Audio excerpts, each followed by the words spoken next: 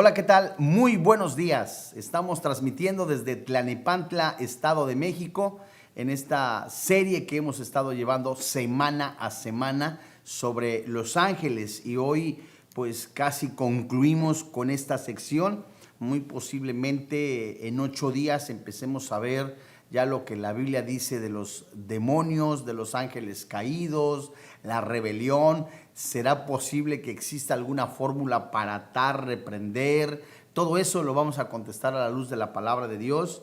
Y bueno, pues antes de comenzar nuestro estudio, vamos a ponerlo en manos de Dios, no sin antes leer una porción escritural y seguido de eso nos mantengamos todos en oración. Les recuerdo que alcance usted su Biblia, su cuaderno, con el fin de que siga haciendo sus anotaciones.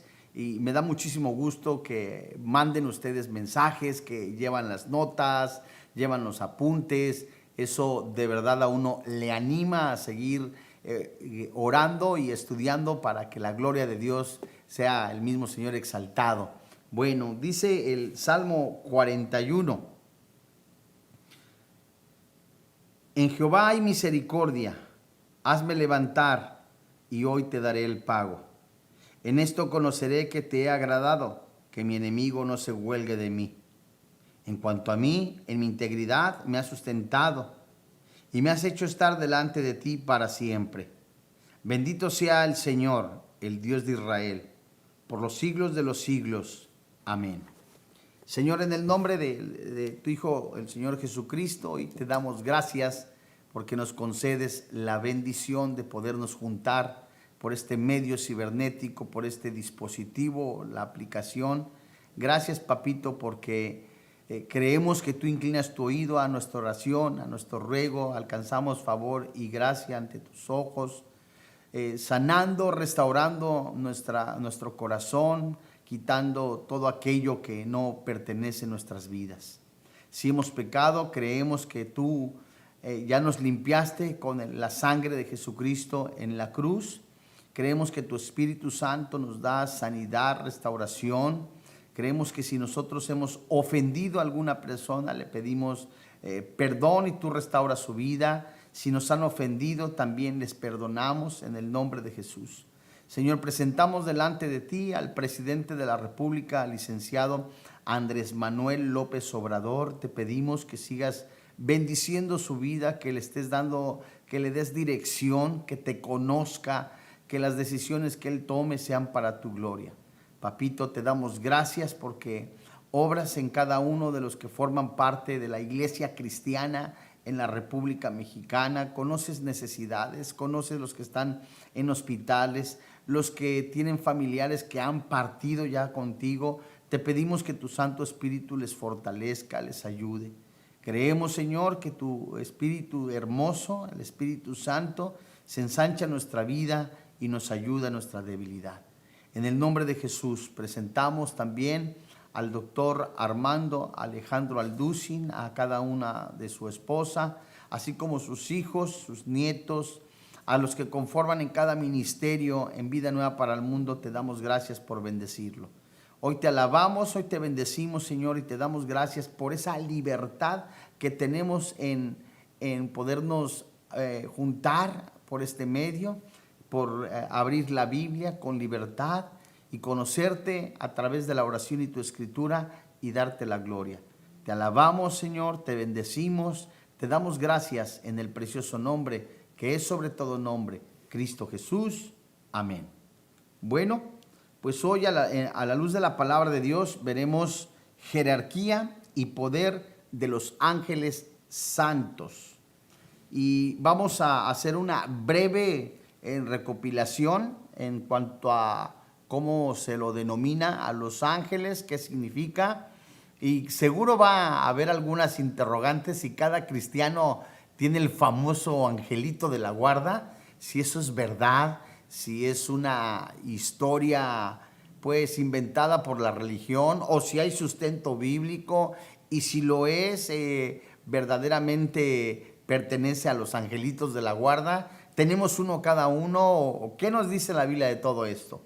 Bueno, y aunque los ángeles no constituyen un organismo, Sin embargo, es evidente que tienen sí una organización. La Biblia usa ciertos nombres específicos para indicar diferentes clases de ángeles.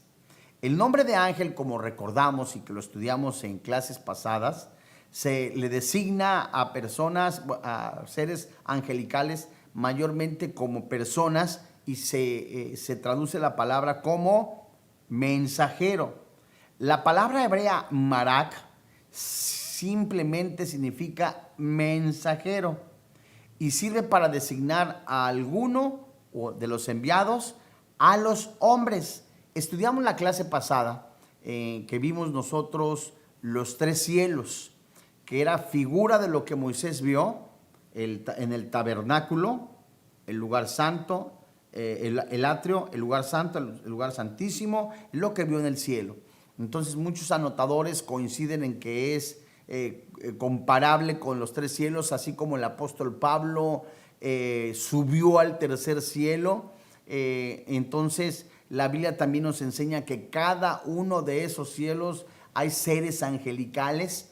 Y quiero hacer una pequeña advertencia o aclaración, que vamos a leer Efesios, y aunque vamos a ver esas jerarquías de seres espirituales, no nos vamos a centrar completamente al tema de los demonios, sino únicamente vamos a mencionar las jerarquías angelicales. ¿Por qué no nos vamos a centrar? Porque para eso lo vamos a ver entonces en futuras clases. Ya les decía yo al inicio, en la próxima o la que le sigue, vamos a ver ya los demonios, sus jerarquías, y nos vamos a concentrar en eso para no repetirlo en el estudio bíblico.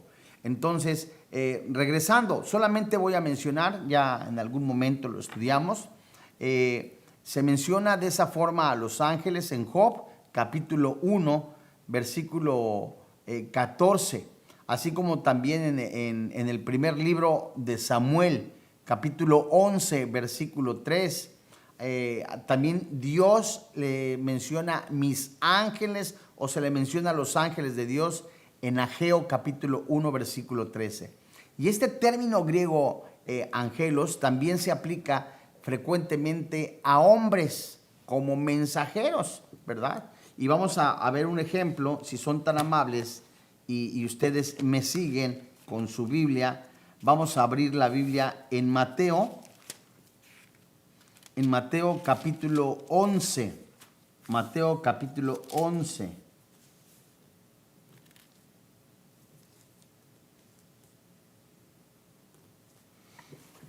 La palabra mensajero en el original.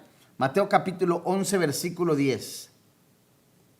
Porque este es de quien está escrito: he aquí yo envío mi mensajero delante de tu faz, el cual preparará tu camino delante de ti. Entonces vemos que esta palabra mensajero aplica pues tanto seres angelicales como a hombres que son como tal, mensajeros.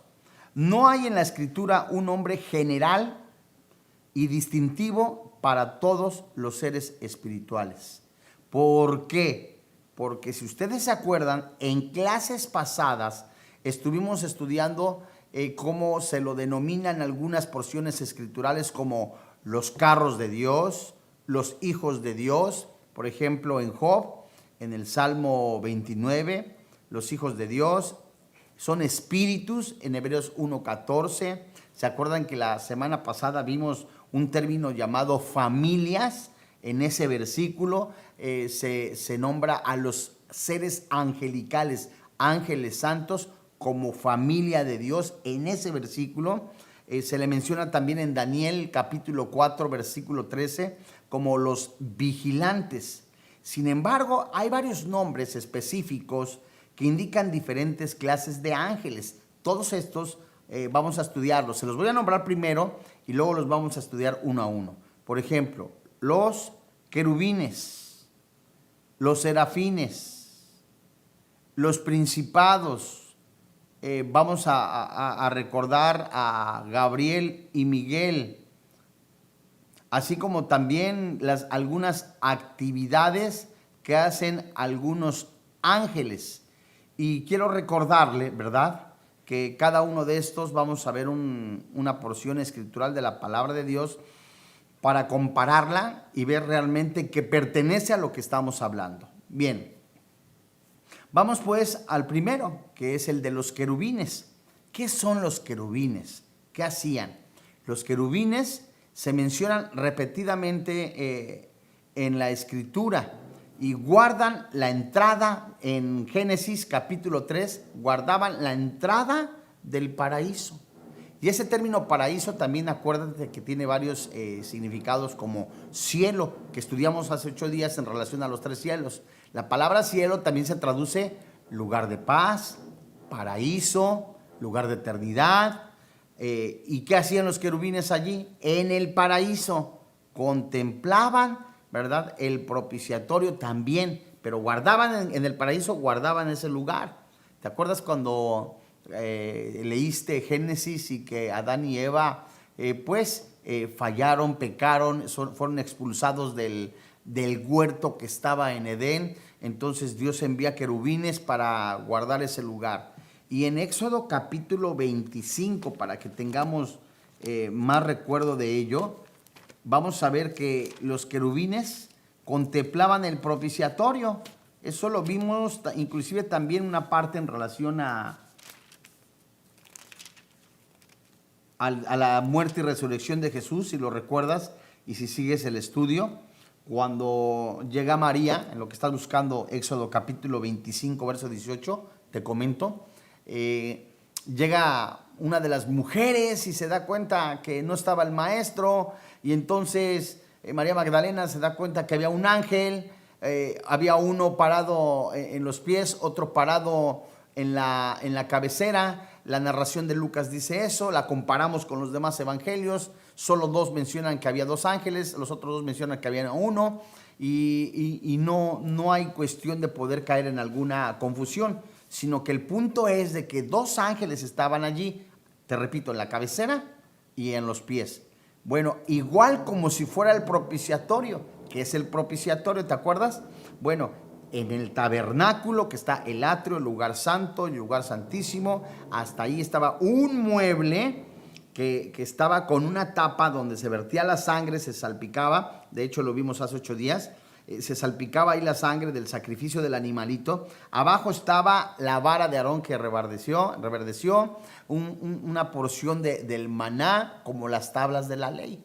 Entonces la sangre que caía ahí, vertía, apuntando que la sangre cubre todo y es mayor que que la ley y todo lo que se menciona. Pero hermosamente, la Biblia menciona que había 2 querubines que estaban hacia abajo, estaban contemplando el propiciatorio, y eso, ¿te acuerdas?, apunta a lo que está en el cielo.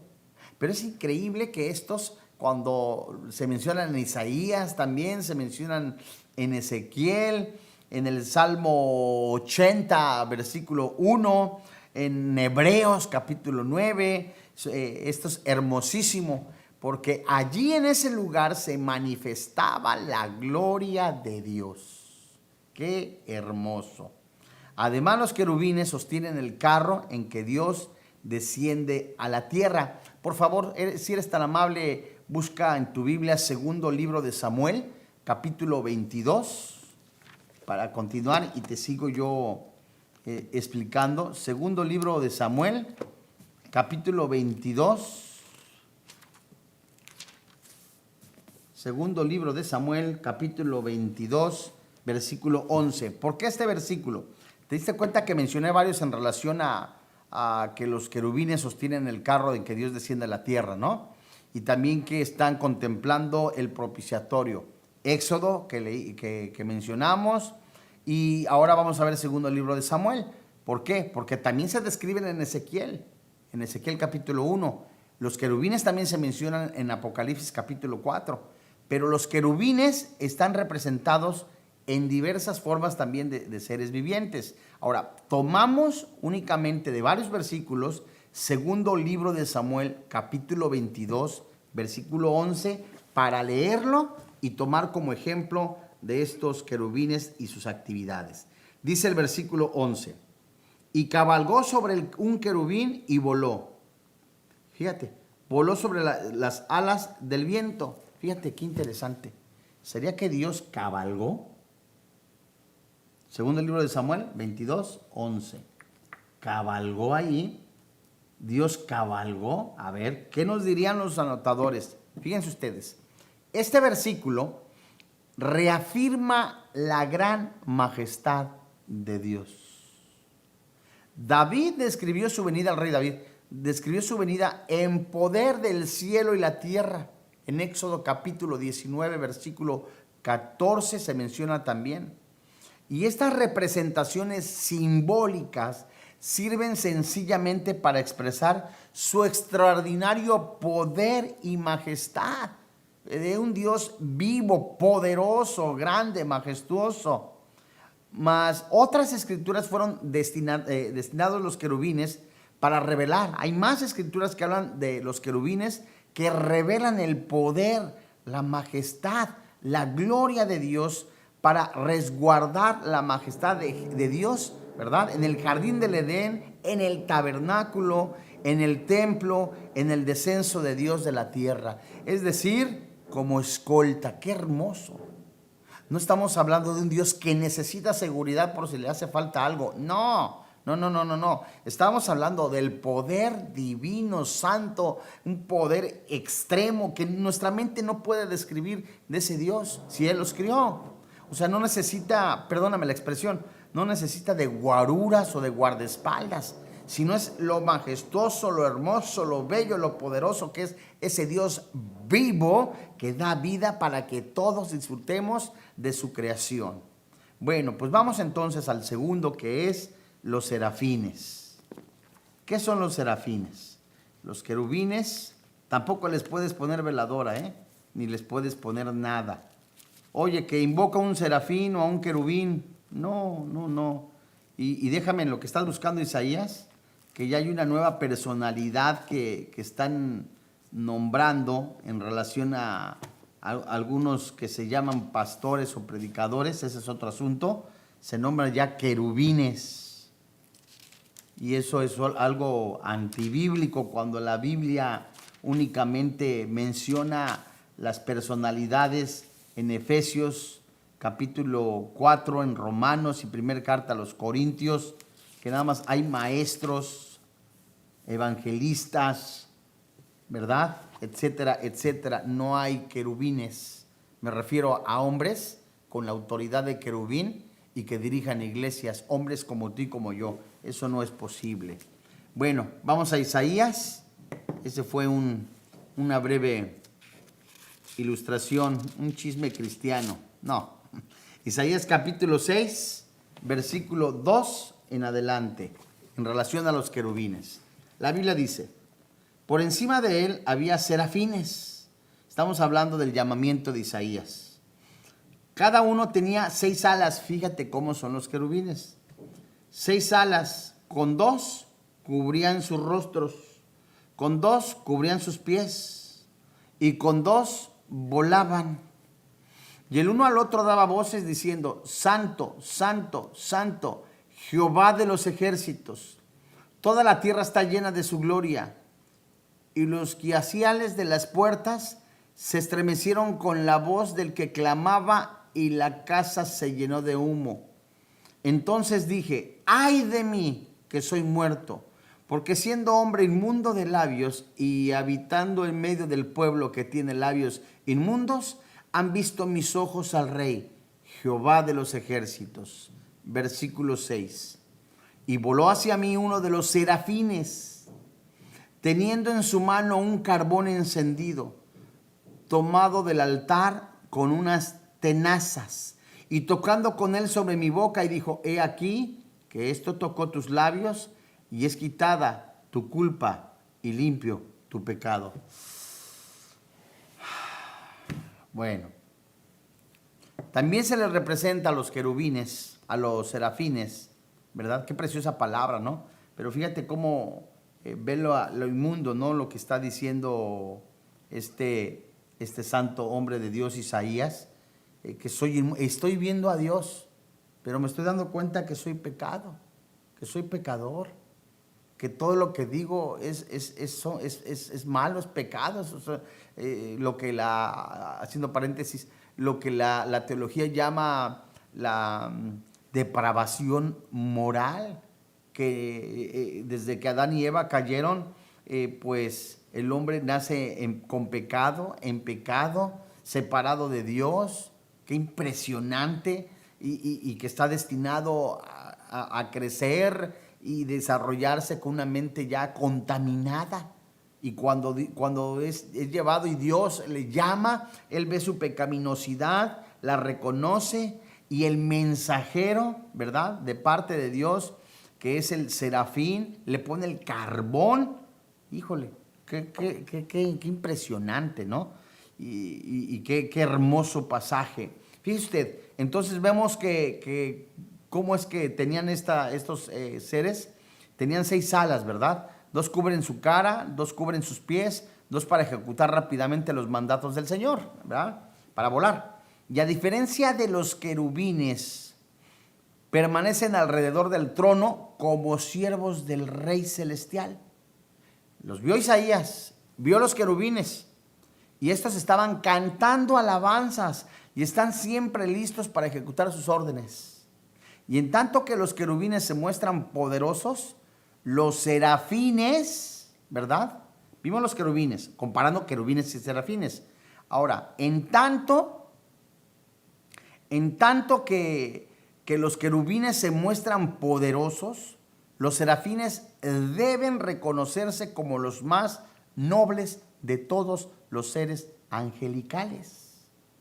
Mientras los primeros, es decir, los querubines, resguardan la santidad de Dios, los serafines sirven con los fines de reconciliación. Qué increíble, ¿verdad? Sirven con los fines de reconciliación y preparan a los hombres de esta manera para que se acerquen debidamente a Dios. Hablamos de los profetas. Y podemos ver entonces, es que de ahí, pues el hermano fulano se menciona serafín o querubín porque predica la palabra. No, nada que ver. Estos serafines y querubines son creados por Dios, uno para guardar, está rodeado en su santidad, los otros para ejecutar las órdenes de Dios. Hasta ahora ninguna parte, yo no lo he encontrado, perdóneme, no es ninguna mofa, que diga el Nuevo Testamento o que alguien, un hombre como usted y como yo, tenga la autoridad de serafín o querubín, o que se aparezca, ¿verdad?, y que le dé el mensaje de parte de Dios. Si eso ocurriera, tenemos la advertencia del apóstol Pablo que menciona en Gálatas capítulo 1, desde el verso 8 hasta el verso 10.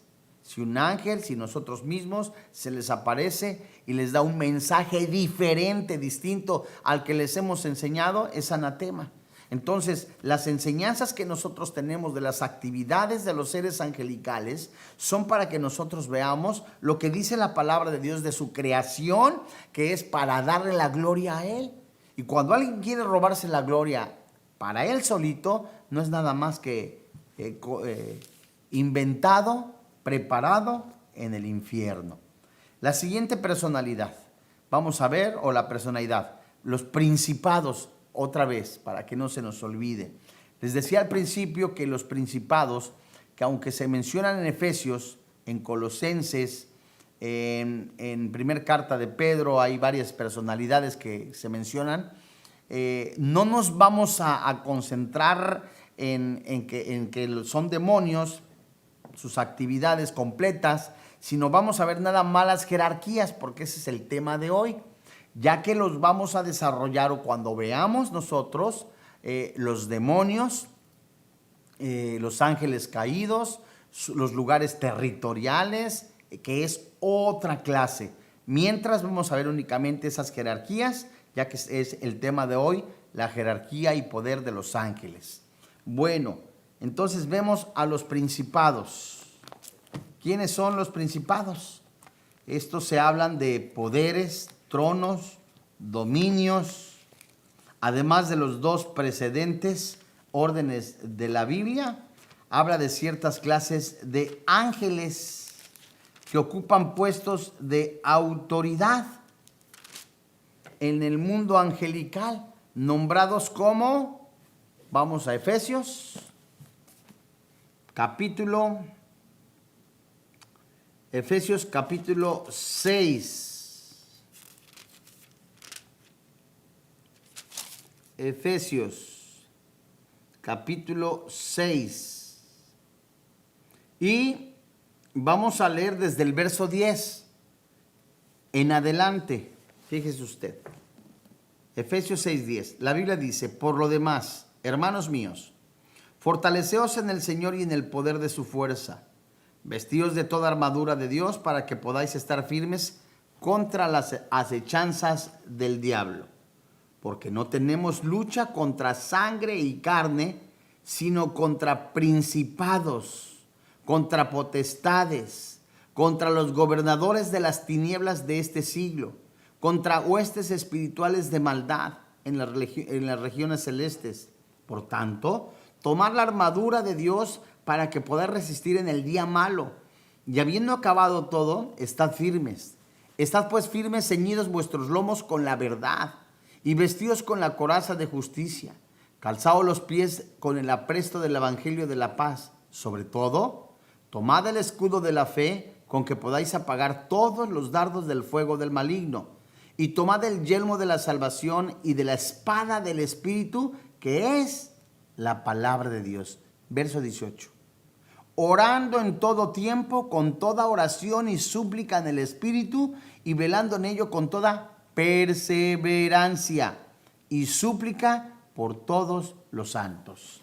Entonces, vamos a ver unos cuantos nada más de este versículo, pero este pasaje que habla de la armadura de Dios nos recuerda que es el equipamiento, no es un fetiche, ¿verdad? En el que se hace una invocación antes de salir de casa. Me pongo el yelmo de la salvación, los pies prestos al evangelio, los lomos unidos a la verdad. Adiós. No, eso habla de un estilo de vida, de una santificación progresiva, que así como el yelmo de la salvación, ese casco, dice la palabra de Dios que ya somos salvos. El enemigo no nos puede robar la salvación. Alguno le podrá querer robar la esperanza, el gozo. Y cuando hay alguien que cometió un pecado, hay tristeza, hay recuerdos tristes. Este casco no me va a dejar a mí, en el momento que recuerdo la palabra de Dios, no me va a dejar a mí que se mantenga la tristeza, que se mantenga el dolor, la culpa. Recuerdo, ya la sangre de Cristo me lavó.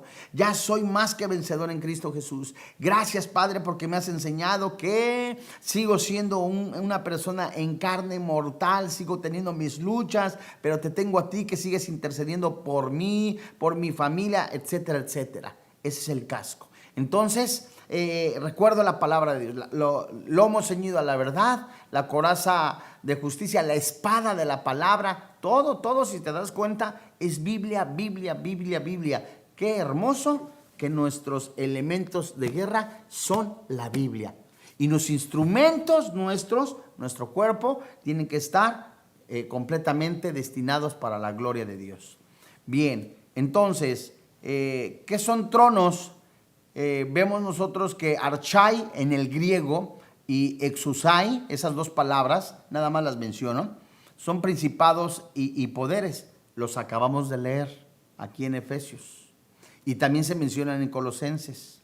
La Biblia también describe tronos, tanto en Efesios como en Colosenses, capítulo 1, verso 16. La Biblia mencionó en este pasaje dominios. Estos también se mencionan en Colosenses 1:16.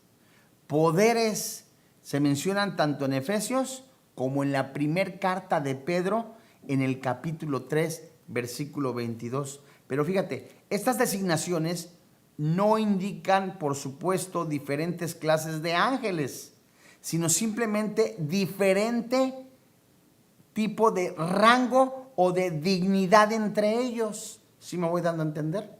Porque son seres angelicales. Son o tienen diferente rango o dignidad entre ellos. Muy bien. Entonces, ¿dónde queda Gabriel y Miguel? No es una telenovela. Son seres angelicales también. Gabriel y Miguel, a distinción de todos los otros ángeles, estos dos se les menciona por su nombre. ¿verdad? No hay ningún arcángel que se le mencione Charbel o el arcángel Tobías. La Biblia no describe ninguno. Los únicos que se mencionan y con actividades específicas en la Biblia que se dicen son Gabriel y Miguel. Bueno, si nos acordamos, allí por diciembre estudiamos cuando Jesús iba a nacer. Gabriel aparece en Lucas capítulo 1, versículo 19 y hasta el verso 26. Como Gabriel aparece, también se menciona en Daniel, y la gran mayorista de comentadores lo reconoce como un ángel creado, pero algunos de ellos niegan en el nombre de Gabriel sea un nombre propio. Es un nombre en el que tiene sí su significado, ¿no? Y que tenía una actividad específica. Otros comentaristas primitivos de los más recientes ven a Gabriel un ser, esto completamente no es comprobado, son posiciones de personas, son el ángel Gabriel es un ser increado, ¿verdad? Algunos hasta sugieren que debe de ser de la tercera persona de la Trinidad. Esto completamente no es correcto, pero le estoy mencionando lo que algunos ponentes, algunos que dicen estudiar la Biblia, su punto de vista es que Gabriel es uno de los de la Trinidad. Eso es completamente erróneo. ¿Por qué se lo digo? Porque si alguien se lo menciona, para que no se haga usted bolas o pelotas, como decía mi abuelita, ya está usted notificado de que la Biblia no menciona que ni Miguel ni Gabriel forman parte de la Trinidad. ¿Por qué y de dónde sale el dato? ¿Por qué? Porque en algún momento la Biblia menciona en una de las cartas que escribiera el apóstol Pablo, en la segunda venida del Señor Jesucristo, menciona así la trompeta y la voz de arcángel. Entonces, esa voz de arcángel, que es, se dice, es la voz que sale de entre los seres angelicales, sugieren muchos que es la orden dada por Dios para el ejército de Jesucristo, que es los arcángeles, todos los seres angelicales, pero esa palabra arcángel se traduce primero en rango, primero en autoridad. Es decir, que la voz de autoridad del Señor Jesucristo ordena a los seres angelicales, vayan pues por las almas, el rapto. Esto es hermoso, ¿no? Entonces, no es que sea Jesús arcángel como sugieren los testigos de Jehová o un ser creado. Eso es completamente erróneo. Siempre es interesante ver el diccionario griego. Gabriel puede ser uno de los 7 ángeles que se dice, puede ser, que permanecen delante de Dios. En la palabra misma se menciona, y vamos a verlo en Apocalipsis. Esa es una postura. Apocalipsis capítulo 8, en el versículo 1 y 2. Dice la palabra de Dios. Apocalipsis capítulo 8, versículo 1 y 2. Y anota, por favor, si eres tan amable, Lucas capítulo 1, versículo 19. Apocalipsis. Cuando abrió el séptimo sello, se hizo silencio en el cielo como por media hora. Y vi a los 7 ángeles que estaban de pie ante Dios.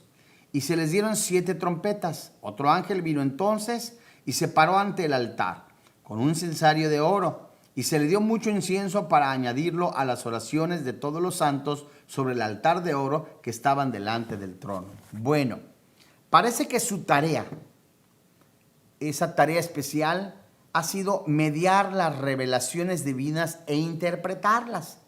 El nombre de Miguel, ¿verdad?, ha sido interpretado como una designación también por algunas personas de la segunda persona de la Trinidad. Ya vimos que no es así, pero usted tiene que tener ese dato para que cuando llegue un testigo de Jehová y le diga que el arcángel Gabriel, el arcángel Miguel, no es Jesús. Son totalmente 2 personalidades diferentes, ¿verdad? Entonces Miguel se menciona en Daniel, en Judas, atendiendo al hecho que se le llama también arcángel en Judas. Y la expresión usada en Apocalipsis pareciera que ocupa un sitio importante entre los ángeles. Los pasajes que en su momento estudiamos, como Daniel, señalan el hecho de que Miguel es un príncipe de los ángeles, una autoridad, ¿verdad? Entonces vemos que en él hay un valiente guerrero que libra las batallas, estas batallas de Jehová en contra de los enemigos de Israel y los malos poderes del mundo, de los espíritus malos, de los ángeles malos. Y no es imposible que un título de arcángel también se aplique a Gabriel y a otros ángeles. Bueno, hasta aquí vamos nosotros estudiando. Les suplico con todo mi corazón que usted vaya haciendo anotaciones y si requiere usted de alguna información extra, con mucho gusto estamos para atenderle en las redes sociales. Pero ahora, siguiente pregunta. ¿Qué más hacen los ángeles? Ya vimos entonces en clases pasadas que llevaban el mensaje de Dios, que se le aparecían a María, le dieron el mensaje que iba a ser mamá, a Elizabeth también le dieron el mensaje, al padre de Juan el Bautista específicamente, y tantas cosas. Pero podemos distinguir entre el servicio ordinario, que consiste también en alabar a Dios de día y de noche.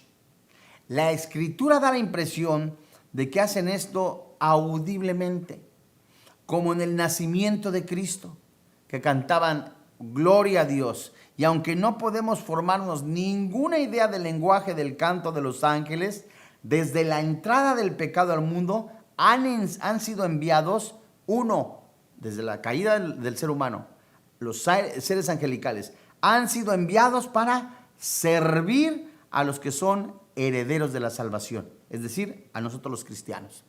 Esto no te da permiso, Hebreos 1:14, esto no te da permiso para invocarlos.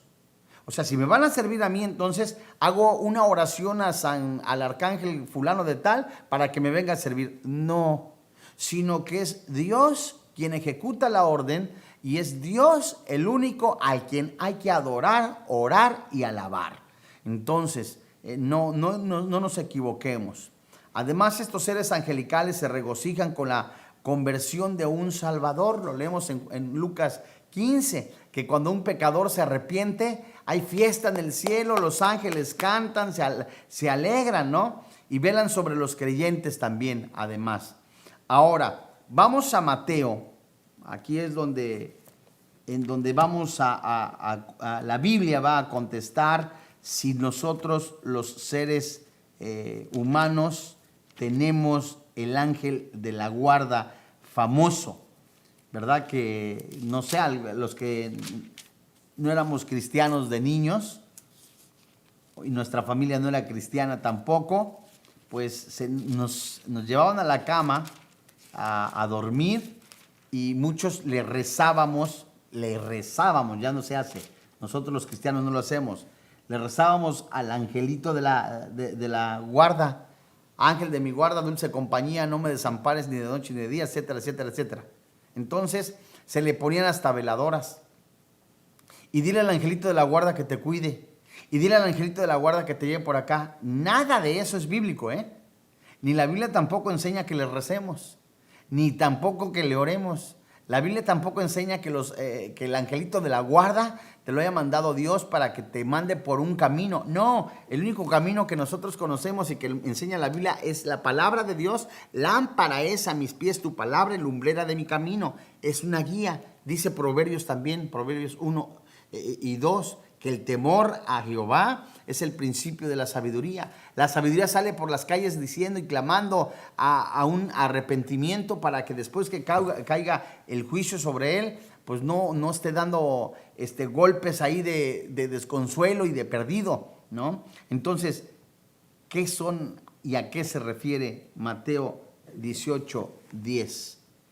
Mirad que no menosprecéis a uno de estos pequeños, porque os digo que sus ángeles, ¿en dónde?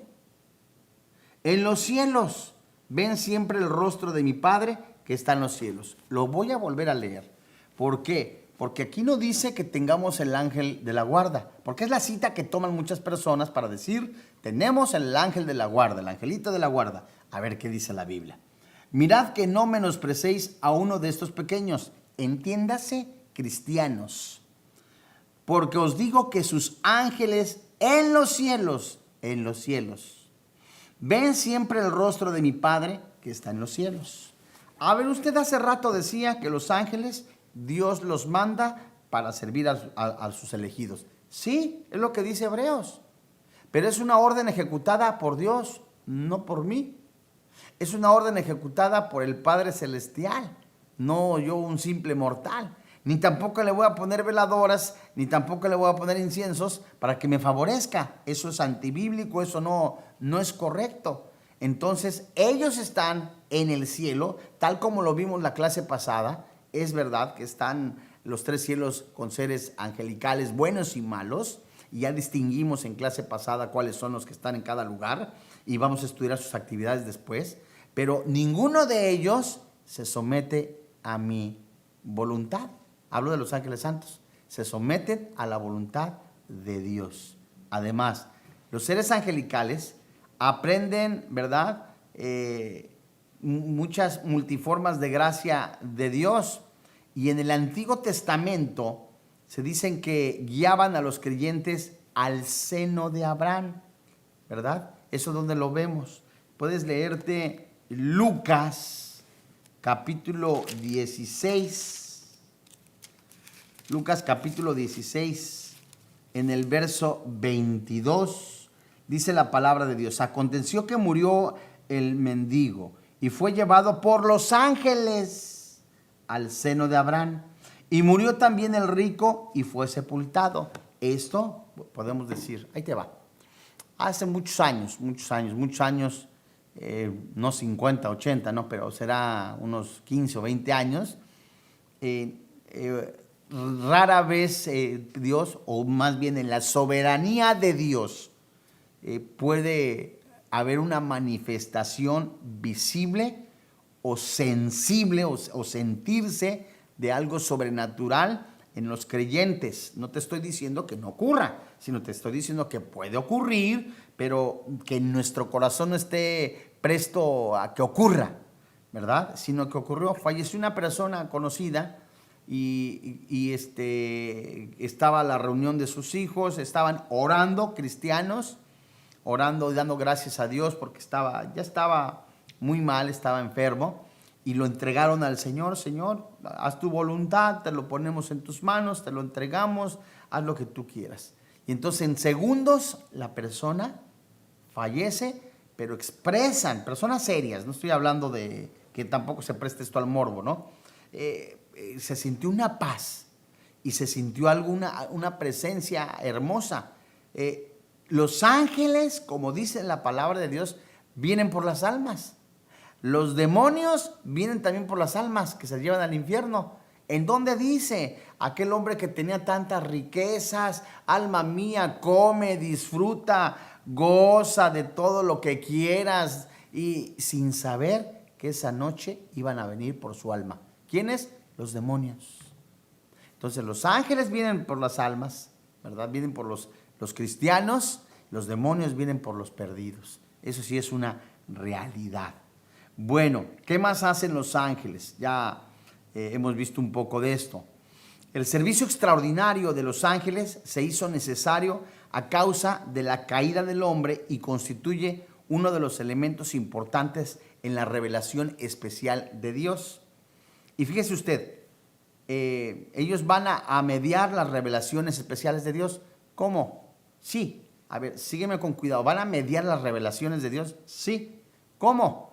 Si la advertencia de Pablo está que si un ángel o nosotros se les aparece y les da un evangelio diferente, es que hay ángeles que traen mensajes de parte de Dios, pero completamente lo que dice la Biblia. O sea, como en el caso de Jacob, que se menciona en el Antiguo Testamento, ¿no? Que el ángel se le aparece, ve los ángeles que descendían y vemos algo. Ya la Biblia está completa. Ya son 66 libros. Permítame la expresión, ya se cerró el canon. No hay nada más que agregarle. Entonces, sería imposible que un ángel ahora bajara, un arcángel bajara y le diera una revelación de parte de Dios. pero sí puede ser posible que se le aparezca un ser angelical, que es muy seguro que sea un demonio y le traiga un mensaje diferente. Entonces, nosotros vemos, pues, de acuerdo a lo que la Biblia dice, que Dios usó a estos seres angelicales, por ejemplo, para llevarle la ley a Moisés, con el dedo de Dios. Los ángeles llevaron a Moisés la ley, y la actividad de estos seres angelicales es más prominente en los grandes momentos críticos de la economía de la salvación, como en los días de los patriarcas, en el periodo de la deportación, en la restauración, en el nacimiento, en la resurrección, en la ascensión del Señor, en todas las actividades que el Señor quiso, estuvieron presentes. Qué maravilloso y hermoso. Cuando se cierra el periodo de la revelación, que ya les decía yo, esa revelación especial de parte de Dios, el servicio extraordinario de los ángeles cesa y solamente recomenzará hasta el regreso del Señor. ¿Ves la importancia de estudiar la Biblia y este estudio también de los ángeles? ¿Para qué me decís, ay, Dios mío, entonces ya no se aparecen ángeles? No, la Biblia ya no nos menciona, porque son seres que Dios creó para traer mensaje, Antiguo Testamento, a sus siervos, para traerle la ley, como por ejemplo a Moisés, eso lo encuentras en Gálatas y en Éxodo, para anunciar que ya venía el Mesías, como lo hizo este ser angelical al padre de Juan el Bautista, a la misma María, y ya no hay más. Su trabajo en ese sentido ya cesó, ya se acabó, cuando sea la segunda venida del Señor Jesucristo, en donde espero usted y yo vayamos, seguro, toda alma que confiesa a Jesús como su Señor y como su Dios, y que tenga a Cristo en su corazón, se vaya en el arrebatamiento. Bueno, pues vamos a orar. El Señor Jesucristo es la imagen del Dios invisible, el primogénito de toda creación, porque en Él fueron creadas todas las cosas, las que hay en los cielos, las que hay en la tierra, visibles e invisibles. Sean tronos, sean dominios, sean principados, sean potestades, todo fue creado por medio de Él y para Él. Y Él es antes de todas las cosas, y todas las cosas en Él subsisten. Él es la cabeza, el Señor Jesucristo, del cuerpo que es la iglesia, el que es el principio, el primogénito de entre los muertos, para que en todo tenga la preeminencia, por cuanto agradó al Padre que en Él habitase toda plenitud, y por medio de Él reconciliar consigo todas las cosas, así las que están en la tierra como las que están en los cielos, haciendo la paz mediante la sangre de su cruz. Y a vosotros también, que erais en otro tiempo extraños y enemigos en vuestra mente, haciendo malas obras, ahora os ha reconciliado en su cuerpo de carne, por medio de la muerte, para presentaros santos y sin mancha, irrepresibles delante de Él. De modo que si usted no tiene a Cristo, ha escuchado la palabra de Dios en donde dice que su pecado, mi pecado, fueron puestos en el cuerpo de Cristo, en donde Él recibió el castigo que usted y yo merecíamos, la muerte física. Y Él murió, pero resucitó al tercer día. Y hoy es esa invitación para recordarle que solamente en Jesucristo tiene vida eterna, tiene esperanza, salvación. Solamente en Jesucristo hay perdón de pecados. Usted pudiera decir, lo que yo he cometido, lo que yo he hecho, sabe, pues no tiene perdón. Venga a la cruz de Jesús, venga a Cristo Jesús y tendrá vida eterna, vida en abundancia. Y esa es la fe que nosotros predicamos. Que si confesares con tu boca que Jesús es el Señor, que Dios le levantó de entre los muertos, serás salvo. Y así desde su lugar, junto conmigo, acompáñeme en esta oración, en esa declaración de fe. Señor y Dios, reconozco que soy pecador, que la paga del pecado es la muerte, que Jesús se puso en mi lugar, que Él recibió en su cuerpo el castigo que yo merecía. Creo con todo mi corazón Confieso con mi boca que Jesucristo es mi Salvador personal. Creo que el Santo Espíritu de Dios lo levantó de entre los muertos y a mí me ha dado vida eterna. Hoy te doy gracias por quien ahora vive y reina en mi corazón, Cristo Jesús. Amén. Si usted ha recibido a Jesucristo como su Señor y como su Dios, le felicitamos. Acabamos de leer que la Biblia dice que hay fiesta en el cielo, hay gozo, porque un pecador se ha arrepentido. Le invitamos a que siga sintonizándonos a través de esta aplicación y que usted siga disfrutando del estudio de la palabra de Dios para crecer en santidad y darle la gloria a Dios. A nombre del doctor Armando Alducin, de todo el cuerpo pastoral de Vida Nueva para el Mundo, de todo el equipo que colabora en este ministerio, le damos las gracias.